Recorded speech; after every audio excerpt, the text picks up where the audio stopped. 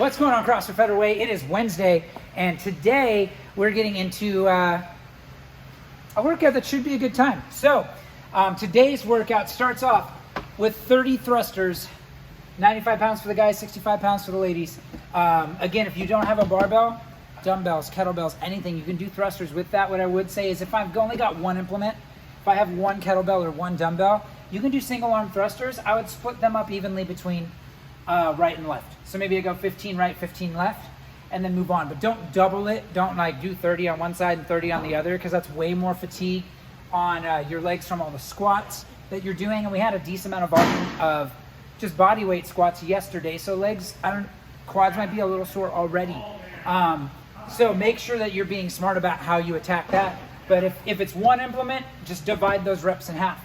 From there, we're going to 20 GHD sit-ups or weighted sit-ups. Why? Because it just felt wrong not to program GHD because we hadn't done them in so long. I know very few people have a GHD at home. So weighted sit-ups being a substitute that most of us are going to be able to do. So that just requires that one implement of doing weighted sit-ups, and I will show you, I would highly recommend anchoring your feet under something, and I'll show you today how to do that with your barbell and the plates. So that way you don't even feel like you need a set of dumbbells and then another implement in order to anchor your feet and be able to do weighted sit-ups much more comfortably, without having to fight physics all the time. So from there we go on a 400-meter run. We come back in, the weight goes up on the thrusters. We go 20 thrusters instead of 30. This time the weight is 115 pounds for guys. It is 75 pounds for the ladies. And then the weight or the number of reps goes up on our sit-ups. So 30 either GHD or weighted sit-ups. We then go on a 400-meter run again. Then it's 10 thrusters. This time weight goes up again, 135 pounds for guys, 95 pounds for the ladies, 40 GHD or weighted sit-ups, and a 400-meter run for time. So this one is going to be something where our forearms are probably smoked from yesterday. Super, super grippy with all that overhead work and your double unders and your snatches. So grip is probably tired. Thrusters, you're going to feel that a little bit. But for the most part, there's nothing else here that's really going to tax that grip as much. Holding onto a kettlebell or a dumbbell while you're doing weighted sit-ups shouldn't be that bad. But yeah, what we're shooting for here, have a plan. If you know that there's no way in hell you're doing 30 thrusters unbroken at 95 pounds, know how you're going to break it up. Is it 3 sets of 10? Do I do a set of 11, a set of 10, a set of 9? How do I break up my 30? What does that look like? Am I doing 5s the whole way through on my 30, 20, and 10 sets? I don't know. But have a plan. Try to stick to that plan. When you plan what your reps look like, you should also plan what your rest looks like. So if I plan my reps, like that's cool. But if I don't plan my rest, guess where I spend all of my time? Resting. So if I plan my rest, if I know that I'm going to do 5 thrusters, I'm going to drop the bar, I'm going to count back from 5 in my head and pick that bar up every single time, regardless of how I feel, and try to stay to that, I'm going to be much more consistent. So you want to, this should also be planned just like your reps are. So plan your rest. That way, if you know you've got a chance to catch your breath coming up, you're going to be mentally prepared for what it feels like when you are uncomfortable, when you are further into this workout, and you're looking down the barrel at, the last 10 thrusters at a little bit of a heavier barbell.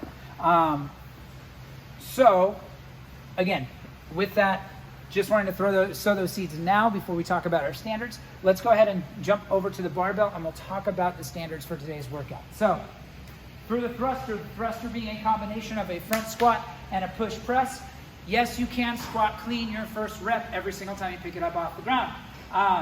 Should be finishing all the way up overhead. Make sure that your head is back through the window your arms create, so that is in a good solid overhead position, that bar is not out in front. Because when we're trying to go faster, it's easy to find extension of the arms and not actually take that bar or implement that I'm using all the way up overhead.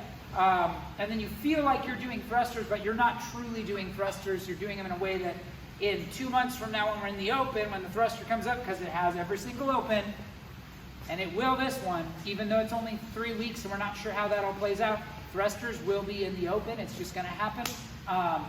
So we want to make sure we're training those right, especially now before we get to something where our judge or somebody judging a video, if we submit a video for the open, are gonna be nitpicky about those things. And then all of a sudden your really awesome open score isn't so awesome anymore because you got either a major penalty, a minor penalty, or that score was then discounted because you had too many no reps. So anyway, with the thruster itself, again, can squat clean the first rep,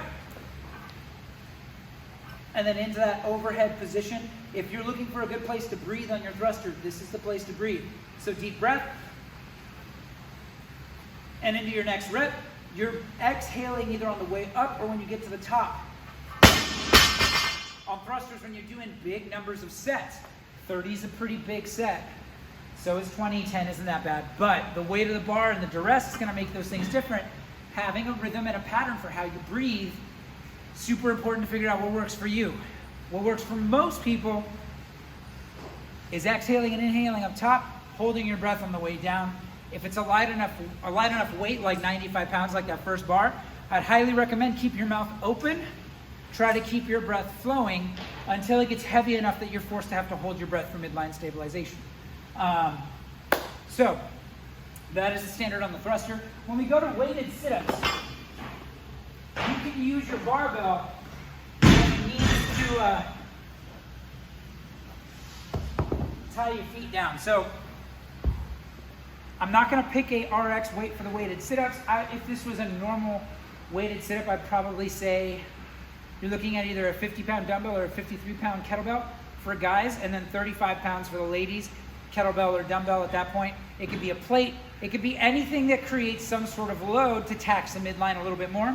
But what I'm going to do is when I'm doing my weighted sit-ups, I'm going to tuck my toes under the plate of the barbell, bring my kettlebell up onto my chest, and that gives me something to anchor my feet and make that sit-up a whole lot easier.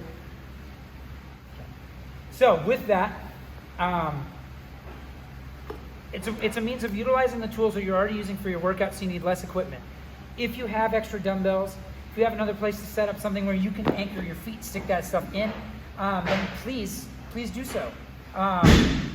If you only have the one implement, these could be subbed. I would say if I don't have the ability to do weighted sit-ups comfortably, I would probably, I don't even know if we double the reps, but regular sit-ups isn't the same sort of taxation that we're looking for that midline. So I would say, I'll leave it up to you. If you feel like regular sit-ups are too easy, double your repetitions if you don't have the ability to do weighted. If they're weighted, keep them at the same reps that are on the board. That might add some more to your time.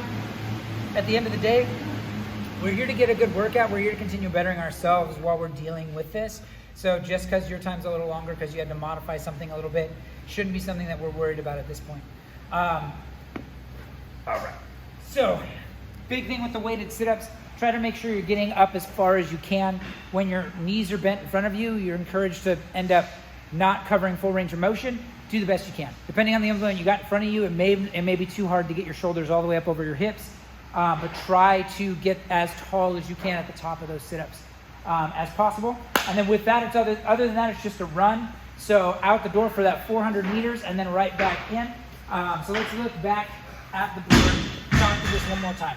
So we've got 30 thrusters, 95 pounds for guys, 65 pounds for ladies, 20 GHD or weighted sit-ups. Again, if I don't have the ability to do either, because I'm not in a place where I can set up for a good weighted sit-up, and I definitely don't have a GHD, it's going to be doubling those reps for regular sit-ups. If you know that regular sit-ups do not blow up your core, but if you know, like, hey, every time we do sit-ups, I'm wicked sore every time, keep these the same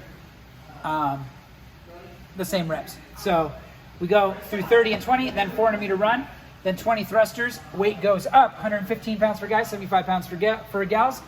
Reps go up on the GHD or weighted sit-ups and a 400 meter run again.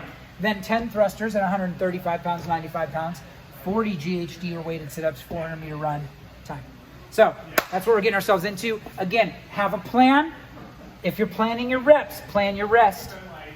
Should always be thinking about those two things, because I could plan this and fall apart here and still completely get a score that's far under what I'm actually capable of. So again, with that, guys, that's what we're getting into today as we're working through this last week of actual shutdown. Yeah, so with that, let's get after it.